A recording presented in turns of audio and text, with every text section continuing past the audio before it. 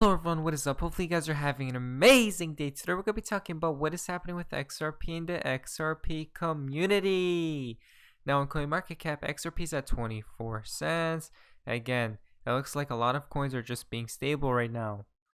But we are a little bit in the red today. But now guys, before we jump into news, Alexa, I'm not a financial advisor, nor is financial advice, just entertainment value only. Stephen Bullis, tweet out.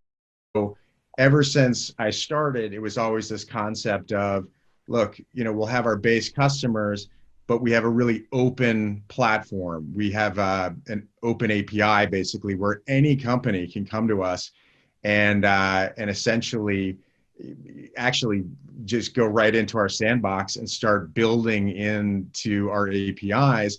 And then effectively what that means is any user can connect their sort of regulated Uphold wallet into any other use case. A great example here is Link2, right? So we partnered with Link2, and you can go make an investment, let's say, into Ripple directly from your XRP in Uphold.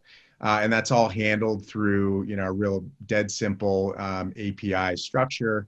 And that's the idea is we have these multiple applications globally. We can't figure out every single market, so we'd rather partner with somebody who's going to drive the users, and then we're just the underlying compliant infrastructure.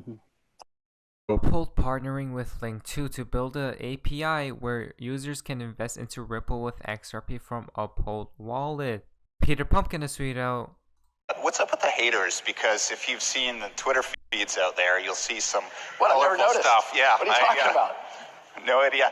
No, but honestly, I was actually asking someone else about this, and they posited that it's because you guys are kind of a hybrid. You're sort of a corporate blockchain thing, but you're also a currency, so you don't have your own tribe, and so that kind of puts you in the crosshairs of everyone. What's your theory? What's up with the hate? Well, look, I think the crypto markets and the origins of this industry are born of a group of people who, frankly, were very much on the far edges of libertarianism of we don't trust the government and we want to avoid the government, we want to circumvent the government, and even some would say let's take down the government. One step closer, they would say the banks are the man, we hate the man, let's bring down the man. Ripple took at the time, and maybe even today still, a contrarian view. The revolution of blockchain is not happening from outside the system. The government is not going away. And if governments don't go away, all of the regulatory frameworks that apply to financial institutions are not going away.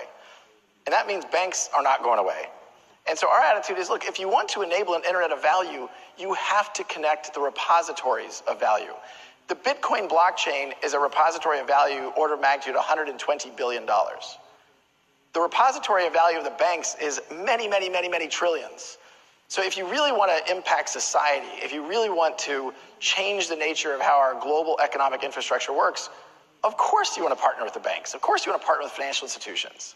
But to your earlier point, I think that has made us unpopular with some that, they pray at the altar of certain cryptos, and they have an ideology and religion about it. I do think, I use holy wars. It's a crusade for some. Yeah, so you don't think Bitcoin's going to get rid of the Fed anytime soon? I don't think Bitcoin's going to get rid of the Fed anytime soon. But although, can I interject also, because I do pay attention sometimes to what the community says. Last week I was quoted as saying, Brad Garland is out bashing Bitcoin.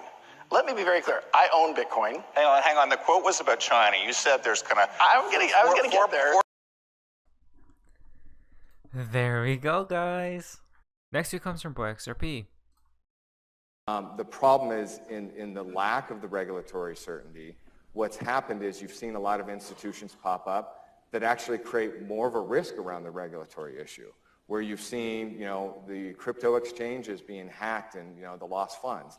It's because the experts that manage markets that exist today, they can't adopt it because it's just not possible. For those who follow Ripple, you'll see all the time people saying, the banks, they're not using XRP. They can't yet. Many of them have worked with it. They've tested the use of XRP. But until there's regulatory certainty, they can't leverage it today. So that's where we work with other types of institutions within the regulatory framework that don't have the same type of regulatory pressure on their side, that still, again, complies with the KYC, AML type of checks. But they're taking that stepped approach of using, what they can from blockchain aspects in our other products to enable fiat to fiat currency payment settlement. So we're big advocates. Every time, before we can work with a bank the first time in a country, there has to be that regulatory certainty, that the bank gets the clearance from the central bank, that they can use our software. And the amazing thing is that we've seen some significant developments. One of the announcements we had earlier this year was SAMA, the Saudi Arabian Monetary Authority. They actually brought a group of banks together to create an initiative using Ripple for cross-border payments. So in that case, we're actually seeing an increased adoption from central banks. And one of the amazing things when we talk to different companies and prospects is if you look at our adoption is absolutely east to west across the globe. Now guys, there's the fun part of XRP in the XRP community. Now this is quite interesting. Ayo, XRP has tweeted out XX Visa. Now this is quite interesting, guys, because we've seen this new card. We can see Visa. What does this look like? But if we go to the next tweet from John Wick 589, I've seen this logo before somewhere. Don't tell me. It'll come to me. We see here from Ali G. Again, what do we see here, guys? Do you guys see it? But that tweet connects to this tweet from Venomiz. Oh.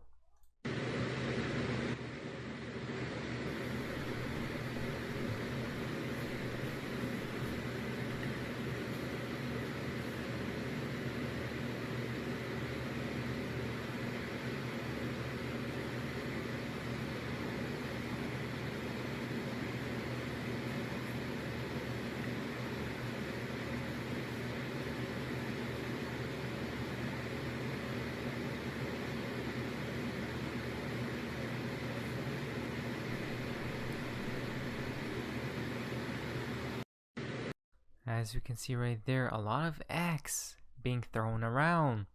Joker XRP has tweeted out the Great Disruptor, XRP. What do we see here?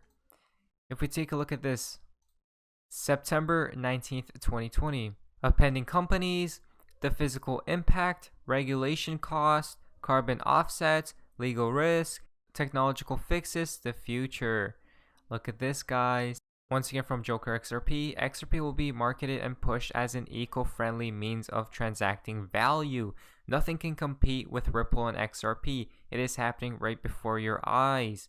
Europe's central bankers to join the fight against climate change. XRP Brainstorm has tweeted out, just thinking out loud, 10 days that finish on the 2nd, 2022, 2022 equal 22 equal 22nd, 22nd to 2 October equal 10 days of darkness.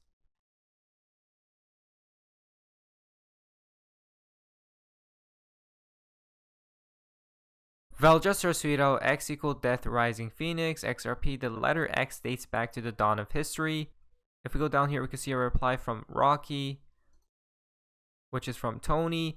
The new financial system is ready with XRP and gold at the center of it. This fusion of digital and physical gold is what currencies will peg to and value against. The system is ready to go, but the script says they need chaos and panic before presenting it.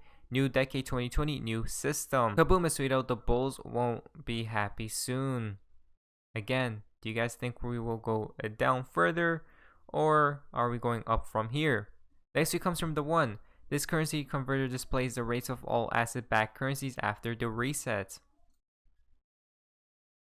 MM3W has tweeted out, see you all on the moon, XRP.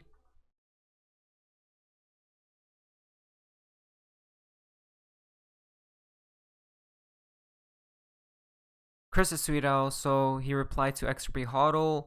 We can see this card again, but if we go up here, debt forgiveness equal no credit score. Everything based off income, reward for working, values back to gold standard. Nasara Jasara. X1 card is a credit card based on your income, not your credit score. The final tweet for today's video comes from Baba Cugs, and they said David Short's tweets are just normal. No, they are clues. They always have been.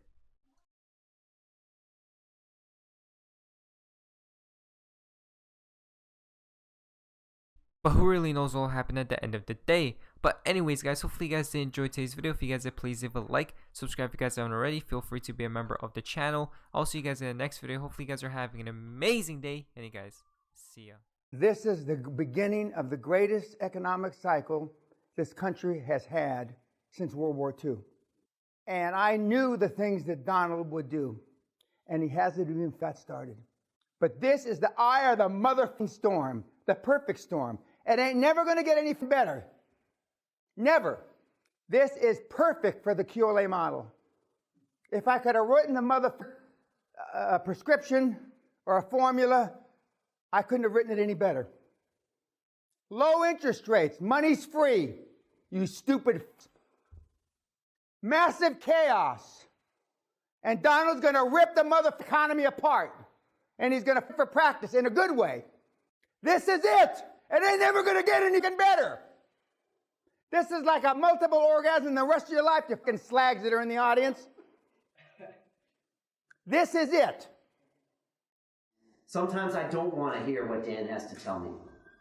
But as I wrote in one of my blogs, the old man, he's always right. Because he's telling you what you don't want to hear about yourself, but what you know is true. And that is, you're not stepping yourself up. You're not stepping your game up. And you get caught up in fear. As Dan says, false expectations appear in reality.